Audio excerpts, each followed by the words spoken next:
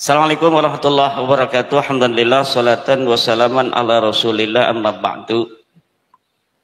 Bahwa di Indonesia sejak tahun 1832 ada orang-orang dari Yaman datang, marga As-Segaf Al-Habsyi Al-Idrus bin Syihab bin Yahya bin Smith, itu seperti leluhurnya Habib Ricik, Habib Bahar, Habib Topik Segaf, Habib Lutfi bin Yahya. Mereka leluhurnya datang ke Indonesia mengaku sebagai keturunan Nabi besar Muhammad sallallahu alaihi wasallam. Kiai-kiai kita dulu husnudzon karena pada waktu itu jumlah mereka tidak terlalu banyak dan yang ada itu akhlaknya masih bagus-bagus. Ama kiai itu luar biasa cium tangannya, luar biasa menghormatinya. Akhirnya dengan berjalannya waktu sampai tahun 2015-an ini mulai keluar caci maki kepada pemerintah, caci maki kepada ulama NU, caci maki kepada Banser, caci maki kepada ketua Ansor. Kemudian saya di dalam hati ragu, apa benar orang-orang model begini adalah keturunan daripada Rasulullah Muhammad sallallahu alaihi wasallam. Tapi waktu itu saya tidak ada sedikit pun terlintas ingin meneliti. Di hati ada keraguan, tapi saya menggunakan metodologi menasehati. Saya bikin video bahasa Arab agar tidak dipahami orang untuk menasehati para kabib-kabib ini bahwa seyogianya kepada para orang-orang yang mengaku dirinya keturunan Nabi agar anak-anaknya tidak diberitahu bahwa mereka keturunan Nabi, agar tidak sombong. Itu masih ada videonya di YouTube Islam Aktual TV. Itu di up oleh seorang mahasiswa dari UIN Syarif Hidayatullah. Tapi rupanya itu tidak menjadi sebuah perhatian dari para habib-habib itu. Kemudian saya membuat puisi juga dengan bahasa Arab dengan judul Ya Fatimah binten Nabi. Di situ saya adukan dengan bahasa Arab supaya tidak juga dipahami oleh orang-orang awam. Nasihat niatnya kepada para habaib itu agar mereka kemudian ada orang yang menasihati dengan bahasa Arab ini. Dan saya masih yakin mereka waktu itu keturunan Nabi. Makanya saya menasihati. Karena di dalam kitab Keluarga Wali Songo juga ada riwayat bahwa keluarga Wali Songo adalah keturunan baginda Nabi besar Muhammad, tetapi akhlaknya bagus-bagus. Akhlaknya para Wali Songo itu bagus-bagus, akhlaknya sopan-sopan, tawadu, pinter-pinter. Ilmunya ada yang hafal Quran, ada yang hafal Fathul Mu'in, ada hafal Alfiyah, kadang Bukhari juga ada yang hafal. Di Banten itu ada yang hafal kitab Bukhari dan Fathul Mu'in. Makanya kata saya, kenapa kok ini keturunan Nabi yang satu pinter-pinter, tawadu, akhlaknya bagus-bagus, tetapi keturunan Nabi yang ngaku-ngaku selalu di depan orang ngaku-ngaku turun Nabi ini kebanyakan kok nggak bisa ngaji, akhlaknya sombong-sombong, suka caci maki. Akhirnya pada tahun 2022 saya mulai membaca kitab-kitab nasab. Ketika melihat di dalam sebuah persidangan Bahar Smith itu menghina ulama, yang jadi saksi memberatkan dia, menanyakan Nabi Muhammad itu kakek saya apa kakek kamu, itu saya mulai mengkristal ingin meneliti benar nggak sih orang-orang ini turunan Nabi. Akhirnya saya kumpulkan, saya gunakan metodologi ilmu sejarah dalam meneliti sebuah peristiwa sejarah, yaitu menggunakan teori heuristik, kemudian kritisasi sumber, kemudian interpretasi dan historiografi. Dari heuristik itu saya kumpulkan kitab-kitab yang bicara tentang nasab-nasab keturunan Nabi Muhammad SAW dari mulai abad ke-4, ke-5, ke-6, ke-7, ke-8, ke-9 sampai abad ke-14 Syamsul Zahirah. Kemudian saya urutkan susunan Ba'lawi ini yang saya jadikan sampel adalah silsilahnya Rizik Syihab dan Bahar Smith. Kemudian yang satu ini kurang bagus, ini yang saya urut.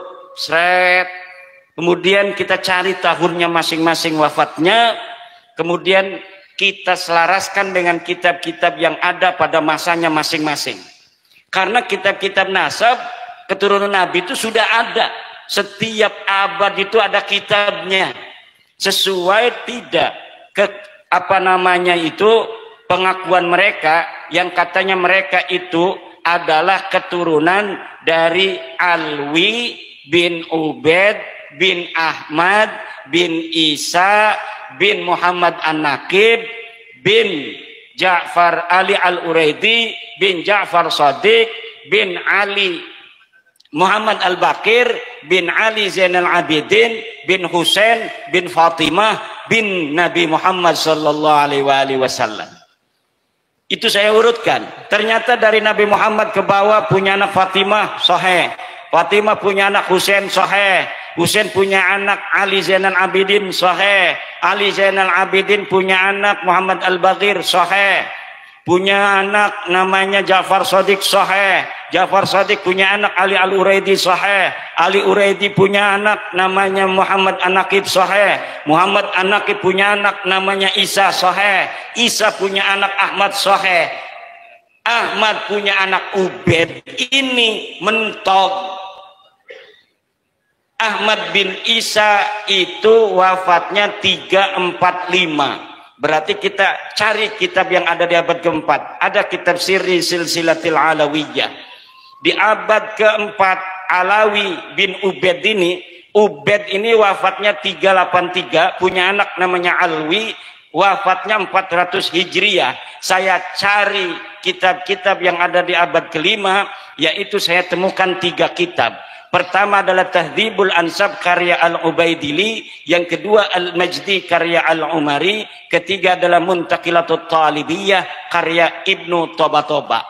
3 kitab ini tidak mencatat leluhur para kabib-kabib di Indonesia. Ini yang bernama Ubaid sebagai keturunan Nabi Muhammad, tidak dicatat. Tidak ada kitab-kitab di abad ke-5 yang mencatat Ubaid sebagai anaknya Ahmad bin Isa. Ahmad bin Isa ini sahih sebagai keturunan Nabi berdasarkan kitab-kitab nasab yang ada pada saat itu. Tetapi tidak mengatakan dia punya anak bernama Ubaid atau Ubaidillah atau Abdullah. Akhirnya di dalam kitab abad ke-6 saya cari, mungkin saja di abad ke-6 masih ada yang masih dekat, hanya berjarak 100 tahun. Tapi di kitab abad ke-6 disebutkan namanya kitab As-Syajarah Al-Mubarakah karangan Imam Al-Fakhrur Razi, orang Roy di Iran. Sedangkan Ahmad bin Isa ini anak-anaknya ada di Roy Iran. Imam Fakhrur Razi yang hidup di Iran di Roy itu bertetangga dengan anaknya Ahmad bin Isa dari jalur Muhammad bin Ahmad bin Isa. Nanya-nanya, berapa anaknya kakek kamu Ahmad bin Isa? 3. Pertama Muhammad, Ali, Husain. Tidak ada anak bernama Ubaidillah, tidak punya cucu namanya Alwi. Abad ke-6 rungkad. Laka sing nyatet dheweke turun Nabi. Abad ke-7 ditemukan kitab Al-Fahri. Apakah betul itu keluarga Kabib itu ditulis di abad ke-7 yang namanya Alwi? Ali punya anak namanya Muhammad, Muhammad punya anak namanya Alwi lagi. Kan mereka ada di abad ke-6. Apakah ditulis sebagai turun Nabi? Tidak. Abad ke-6 kitab Al-Fahri, kitab As-Syajarah Mubarakah. Kemudian abad ke-7 kitab Al-Fahri. abad ke-8 kitab Al-Asili, tidak ada satupun yang mencatat keluarga Kabib ini keturunannya ke atas, leluhurnya itu sebagai keturunan Nabi. Teu aya alias ora ono. Abad ke-7 ke-8 rungkan. Abad 9 Ibnu Inabah mengarang kitab Umdatut Talib Al-Kubra. Di dalam kitab itu mencatat nama Ahmad bin Isa dan anaknya. Tidak ada nama Ubaid dicatat sebagai anak Ahmad. Tidak ada Ubaid, Alwi, Muhammad, Syahid Mirbat, Paqi Muqaddam dicatat pada abad ke-9 sebagai keturunan baginda Nabi. 550 tahun sejak wafatnya Ahmad bin Isa 345 sampai kemudian keluarga Ba'lawi ini, leluhurnya Rizik Syihab mencatat di dalam kitabnya sendiri namanya Al-Burqatul Musyiqah 895 Hijriah bahwa dia keturunan Nabi dari jalur Ahmad bin Isa yang wafat 345 itu. Jadi ada kekosongan riwayat, kekosongan dalil selama 550 tahun. Tidak dicatat, tidak dikenal Ubaid ini sebagai anaknya Ahmad bin Isa 550 tahun. Setelah 550 tahun baru mereka mencatat nama diri mereka sebagai keturunan Nabi. Nah, Kiai Dawam sekarang ini nyatet anak saya 3, cret. Tahun 2024. Kemudian anaknya Ki Dawam mencatat, dia anaknya Ki Dawam punya anak 3, nyatet lagi. Terus cucu-cucunya Ki Dawam sampai 550 tahun anaknya cuma 3. Dadan, Didin, Dudun. 3 misalnya anaknya. Dicatat terus sampai 550 tahun bahwa Kiai Dawam anaknya 3, Dadan, Didin, Dudun. Pas 550 tahun yang akan datang, tahun 2524, ada orang yang nyangkol bahwa Kiai Dawam punya anaknya 4, Dadan, Didin, Dudun tambah 1, Dodon. Lah iki kira-kira adanya Dodon yang diaku oleh anaknya Dodon, keturunannya si Dodon yang ada 500 tahun lagi, bahwa saya juga keturunan dari Kiai Dawam. Dulunya Kiai Dawam ini adalah ketua PCNU Kabupaten Kebumen. Pengen punya keturunan leluhur yang ketua PCNU. Dia nyangkol sama namanya Kiai Dawam yang katanya punya anaknya 4. Padahal di kitab-kitab lainnya keturunan Kiai Dawam nulisnya selama 550 tahun, setiap generasi anak butuh buyut jangka wareng kerepek balung udah gantung siwur, itu semuanya nyatet anaknya Kiai Dawam cuma 3, Dadan, Didin, Dodon. Tidak ada anaknya bernama Dadan, Didin, Dudun, tidak ada anaknya bernama Dodon. Maka adanya Dodon ini palsu apa asli? Asli apa palsu? Kalau tidak ada nama Ubaid disebutkan sebagai anaknya Ahmad selama 550 tahun, leluhur Habib ini namanya Ubaidillah, punya anak namanya Alwi. Nah, maka disebut Ba'alawi karena anaknya Alwi bin Ubaid. Ubaid ini katanya anaknya Ahmad bin Isa. Sementara kitab nasab mengatakan anaknya Ahmad bin Isa cuma 3, Muhammad Ali Husain, tidak ada anaknya namanya Ubaid. Lalu 550 tahun muncul nama Ubaid. Kira-kira menurut ibu otaknya waras, iki anak palsu apa anak asli? Asli apa palsu? Ya mekonon beres kuis. Berarti kemudian keturunannya mengaku keturunan Ahmad bin Isa, diterima apa ditolak? Tolak apa terima?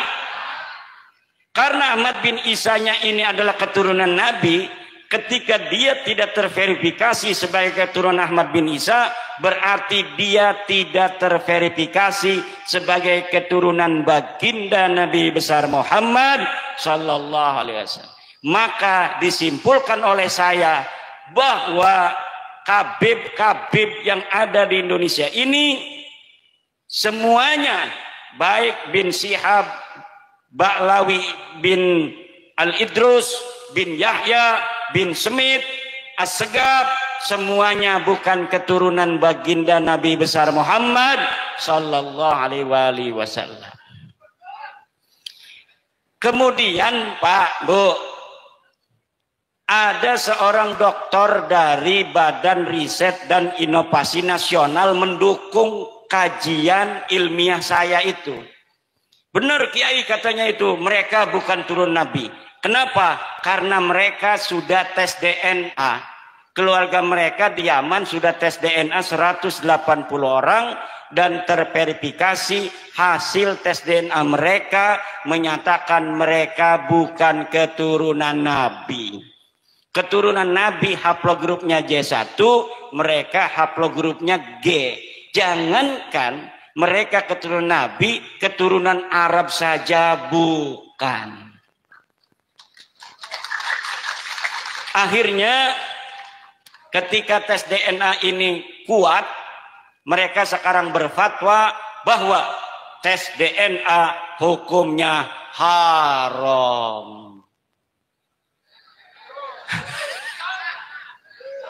Karena apa? Kalau tidak haram nanti takut dites DNA. Dan ini dapat dipertanggungjawabkan secara ilmiah. Demikian, sementara saya kembalikan kepada sang moderator.